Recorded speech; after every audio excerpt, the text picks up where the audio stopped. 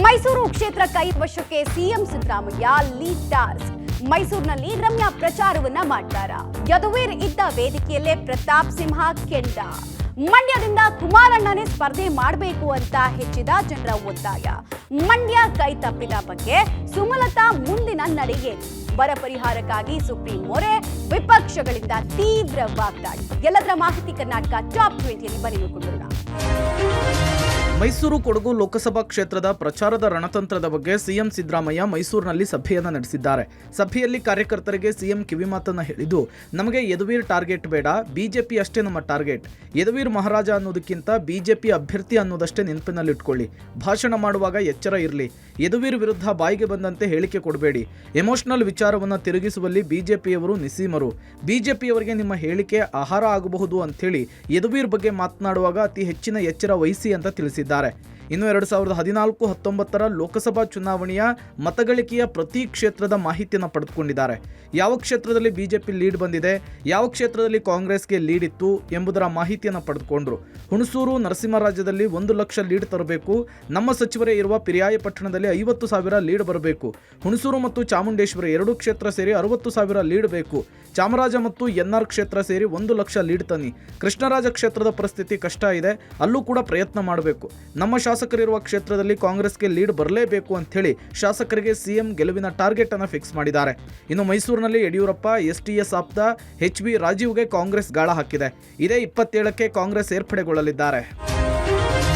ಮೈಸೂರು ಕೊಡಗು ಲೋಕಸಭಾ ಕ್ಷೇತ್ರದ ಚುನಾವಣಾ ಕಣ ದಿನೇ ದಿನೇ ಕಾವೇರ್ತಾ ಇದೆ. ಕ್ಷೇತ್ರದಲ್ಲಿ ಕಾಂಗ್ರೆಸ್ ಅಭ್ಯರ್ಥಿ ಎಂ ಲಕ್ಷ್ಮಣ್ ಪರ ಬಿರುಸಿನ ಪ್ರಚಾರ ಆರಂಭ ಮಾಡೋಕೆ ಕಾಂಗ್ರೆಸ್ ಮುಖಂಡರು ಸಜ್ಜಾಗ್ತಿದ್ದಾರೆ. ಸ್ಟಾರ್ ಪ್ರಚಾರಕಿಯಾಗಿ ಮಾಜಿ ಸಂಸದೆ ನಟಿ ರಮ್ಯಾರನ್ನ ಕರೆತರಲು ಕಾಂಗ್ರೆಸ್ ನಾಯಕರು ಚಿಂತನೆ ನಡೆಸಿದ್ದು, ಕ್ಷೇತ್ರದಲ್ಲಿ ನಟಿ ರಮ್ಯಾರ ಜನಪ್ರಿಯತೆಯನ್ನು ಬಳಸಿಕೊಳ್ಳೋಕೆ ಕಾಂಗ್ರೆಸ್ಸಿಗರು ಲೆಕ್ಕಾಚಾರ ಹಾಕಿದ್ದಾರೆ. ಮೈಸೂರು, ಮಂಡ್ಯ ಕ್ಷೇತ್ರದಲ್ಲಿ ಅಭ್ಯರ್ಥಿ ಪರ ಮಾಜಿ ಸಂಸದೆ ರಮ್ಯಾ ಪ್ರಚಾರ ನಡೆಸಲಿದ್ದಾರೆ.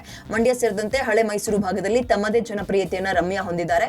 ಇದನ್ನೇ ಎನ್ಕ್ಯಾಶ್ ಮಾಡಿಕೊಳ್ಳೋಕೆ ಕಾಂಗ್ರೆಸ್ ಮುಂದಾಗಿದ್ದು, 2023ರ ವಿಧಾನಸಭಾ ಚುನಾವಣೆಯಲ್ಲೂ ಮೈಸೂರು, ಮಂಡ್ಯದಲ್ಲಿ ಪ್ರಚಾರ ನಡೆಸಿದ ರಮ್ಯಾ ಸಿದ್ದರಾಮಯ್ಯ, ಮಹದೇವಪ್ಪ, ದರ್ಶನ್, ಧ್ರುವನಾರಾಯಣ್ ಪರ ಪ್ರಚಾರ ಮಾಡಿದ್ರು. ಮೈಸೂರು ಕೊಡಗು ಕ್ಷೇತ್ರದ ಅಭ್ಯರ್ಥಿ ಯದುವೀರ್ಗೆ ಇವತ್ತು ಹುಟ್ಟುಹಬ್ಬದ ಸಂಭ್ರಮ. ಈ ಹಿನ್ನೆಲೆಯಲ್ಲಿ ಮೈಸೂರಿನ ಪಿಂಜಾರಪೋಲ್ ಶ್ರೀಕೃಷ್ಣ ದೇವಾಲಯಕ್ಕೆ ಭೇಟಿ ಕೊಟ್ಟಿದ್ರು. ದೇವಾಲಯದಲ್ಲಿ ಗೋಪೂಜೆಯನ್ನು ನೆರವೇರಿಸಿದ್ದು, ಹುಟ್ಟುಹಬ್ಬದ ಪ್ರಯುಕ್ತ ತುಲಾಭಾರವನ್ನು ನೆರವೇರಿಸಿದ್ರು. ಕಾಂಗ್ರೆಸ್ ಅಭ್ಯರ್ಥಿ ಎಂ ಲಕ್ಷ್ಮಣ್ ಹೇಳಿದ ಕಾಮನ್ ಮ್ಯಾನ್ ವರ್ಸಸ್ ಮಹಾರಾಜ ಎಂಬ ವಿಚಾರಕ್ಕೆ ಪ್ರತಿಕ್ರಿಯಿಸಿದ ಯದುವೀರ್, ಪ್ರಜಾಪ್ರಭುತ್ವ, ಕಾನೂನು ಹಾಗೂ ಸಂವಿಧಾನದ ಮುಂದೆ ಎಲ್ಲರೂ ಕೂಡ ಒಂದೇ. ಮಹಾರಾಜ ಅಂತ ಹೇಳಿ ಅವರೇ ಪದವಿಯನ್ನು ಕೊಟ್ಟಿದ್ದಾರೆ. ಇದರ ಬಗ್ಗೆ ನಾನೇನು ಹೇಳಲಿ ಅಂತೇಳಿ ಕಾಂಗ್ರೆಸ್ಗೆ ಟಕ್ಕರ್ ಕೊಟ್ಟರು. ಇನ್ನು ಪ್ರಚಾರದ ಸಭೆಯಲ್ಲಿ ಮಾತನಾಡಿದ ಪ್ರತಾಪ್ ಸಿಂಹ ತಮ್ಮ ಅವಧಿಯ ಸಾಧನೆಗಳನ್ನು ಬಿಚ್ಚಿಟ್ರು. ಎಸ್ಟಿ ಸಮಾಜದ 38 ವರ್ಷದ ಸಮಸ್ಯೆಯನ್ನು ಬಗೆಹರಿಸಿದ್ದು ಈ ಪ್ರತಾಪ್ ಸಿಂಹ.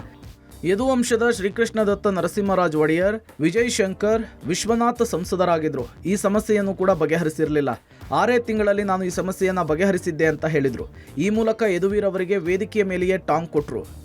ಇನ್ನು ಮೈಸೂರು ಕ್ಷೇತ್ರದಲ್ಲಿ ಪ್ರತಾಪ್ ಸಿಂಹ ಅವರಿಗಿಂತಲೂ ನಮಗೆ ಉತ್ತಮ ಅಭ್ಯರ್ಥಿ ಯದುವೀರ್ ಒಡೆಯರ್ ಅಂತೇಳಿ ರಾಜ್ಯ ಬಿಜೆಪಿಯ ಚುನಾವಣಾ ಉಸ್ತುವಾರಿ ರಾಧಾ ಮೋಹನ್ ದಾಸ್ ಹೇಳಿದ್ದಾರೆ.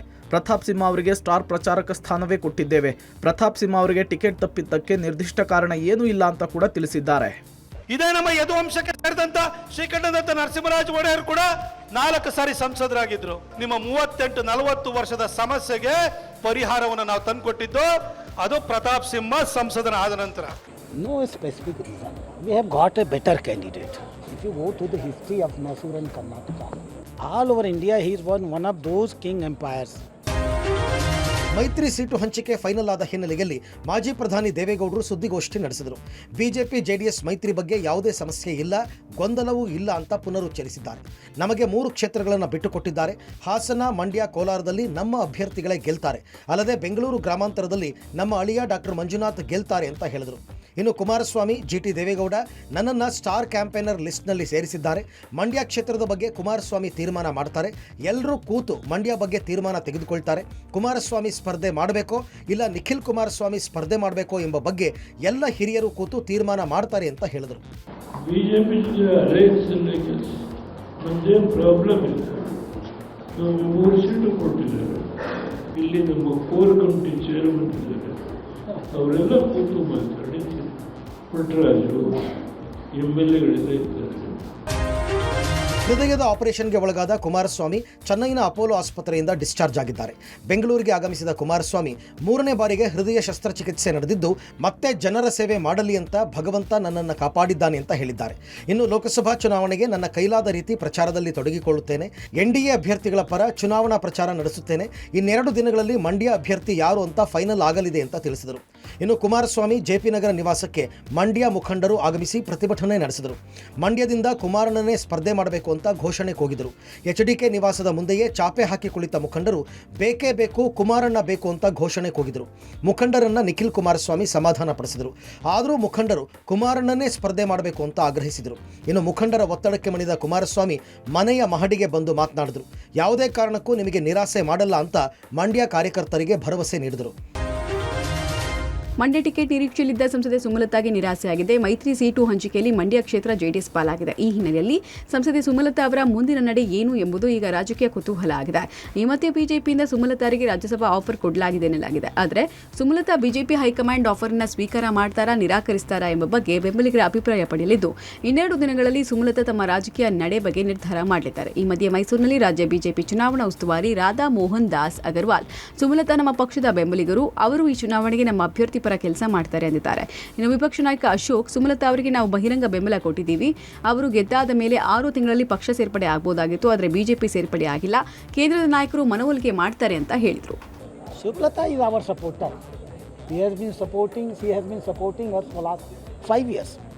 Due to this alliance problem, which was needed very much for the benefit of Karnataka, to throw Congress out of Karnataka, we have done this alliance. And Sumalata is very much with us. Sumalatha ಅವರಿಗೆ ನಾವು ಅವರ election ನಿಂತಾಗೆ BJP ನಾವು ಬೆಂಬಲವನ್ನು ಕೊಟ್ರಿ, open ಬೆಂಬಲವನ್ನು ಕೊಟ್ರಿ. ಅವ್ರು ಗೆದ್ದಾದ ಮೇಲೆ 6 ತಿಂಗಳಲ್ಲಿ ಅವ್ರಿಗೆ ಅವಕಾಶ ಇತ್ತು, ಅವ್ರು ಸೇರ್ಬೋದಾಯ್ತು, ಯಾವುದನ್ನ ಪಾರ್ಟಿಗೆ ಸೇರ್ಬೋದಾಯ್ತು. ಇಲ್ಲ, ನಮ್ಮ ಕೇಂದ್ರ ನಾಯಕರು ಮನವೊಲಿಸಿದ್ದಾರೆ, ನೋಡಬೇಕು, ಉಳಿದಿದ್ದು ಅವ್ರ ತೀರ್ಮಾನಕ್ಕೆ ಬಿಟ್ಟದ್ದು. ಕೇಂದ್ರದಿಂದ ಬರ ಪರಿಹಾರವನ್ನು ಪಡೆಯಲಿಕ್ಕೆ ರಾಜ್ಯ ಸರ್ಕಾರ ಸುಪ್ರೀಂ ಕೋರ್ಟ್ಗೆ ಅರ್ಜಿ ಹಾಕಿದ್ದಕ್ಕೆ ವಿಪಕ್ಷಗಳು ಕೆಂಡ ಕಾರ್ತಾ ಇವೆ. ಸರ್ಕಾರದ ಈ ನಡೆಗೆ ಮಾಜಿ ಪ್ರಧಾನಿ ದೇವೇಗೌಡರು ಬೇಸರ ವ್ಯಕ್ತಪಡಿಸಿದ್ದಾರೆ. ಇಂತಹ ಅರ್ಜಿಯನ್ನು ಹಾಕಿರೋದು ಇದೇ ಮೊದಲ ಬಾರಿಗೆ, ಈಗ ಅರ್ಜಿ ಹಾಕಿರೋದು ರಾಜಕೀಯ ಪ್ರೇರಿತ ಅಂತ ಕಿಡಿಕಾರಿದ್ರು. ಇನ್ನು ಕುಮಾರಸ್ವಾಮಿ ಸಿಎಂ ನಮ್ಮ ದುಡ್ಡು ನಮ್ಮ ತೆರಿಗೆ ಅನ್ನೋದೆಲ್ಲ ಡ್ರಾಮಾ, ಇದೊಂದು ಸ್ಟಂಟ್ ಅಂತ ಹೇಳಿದ್ರು. ಇನ್ನು ಹೊರನಾಡಿನಲ್ಲಿ ಬಿಜೆಪಿ ರಾಜ್ಯಾಧ್ಯಕ್ಷ ವಿಜಯೇಂದ್ರ ಓರ್ವ ರಾಜ್ಯದ ಮುಖ್ಯಮಂತ್ರಿಗೆ ಇಂತಹ ಪರಿಸ್ಥಿತಿ ಬರಬಾರದಿತ್ತು, ಸರ್ಕಾರ ತನ್ನ ವೈಫಲ್ಯವನ್ನು ಮುಚ್ಚಿಕೊಳ್ಳಲಿಕ್ಕೆ ಈ ರೀತಿ ನಡೆದುಕೊಳ್ತಾ ಇದೆ ಅಂತ ಹೇಳಿದ್ರು. ಇನ್ನು ಮಾಜಿ ಸಿಎಂ ಜಗದೀಶ್ ಶೆಟ್ಟರ್ ಚುನಾವಣೆಯ ಸಮಯದಲ್ಲಿ ಜನರ ಗಮನವನ್ನ ಬೇರೆಡೆ ಸೆಳೆಯಲಿಕ್ಕೆ ಇದೊಂದು ತಂತ್ರವಾಗಿದೆ, ಅನುದಾನ ಬಂದಿಲ್ಲ ಅಂತೇಳಿ ಸುಪ್ರೀಂ ಕೋರ್ಟ್ಗೆ ಹೋಗಿದ್ದು ಇತಿಹಾಸದಲ್ಲಿಯೇ ಮೊದಲು, ಇದೆಲ್ಲ ಪ್ರಚಾರದ ಗಿಮಿಕ್ ಅಂತ ಟೀಕಿಸಿದ್ರು. ಇನ್ನು ಪಿ ರಾಜೀವ್ ಇದೊಂದು ಚುನಾವಣಾ ರಾಜಕೀಯ ತಂತ್ರ ಅಂತ ಹೇಳಿದ್ದಾರೆ. ಶಾಸಕ ಸುರೇಶ್ ಕುಮಾರ್ ಸರ್ಕಾರದ ಈ ನಡೆ ಚುನಾವಣೆಯ ಗಿಮಿಕ್ ಅಂತ ಹೇಳಿ ಕುಟುಕಿದ್ದಾರೆ.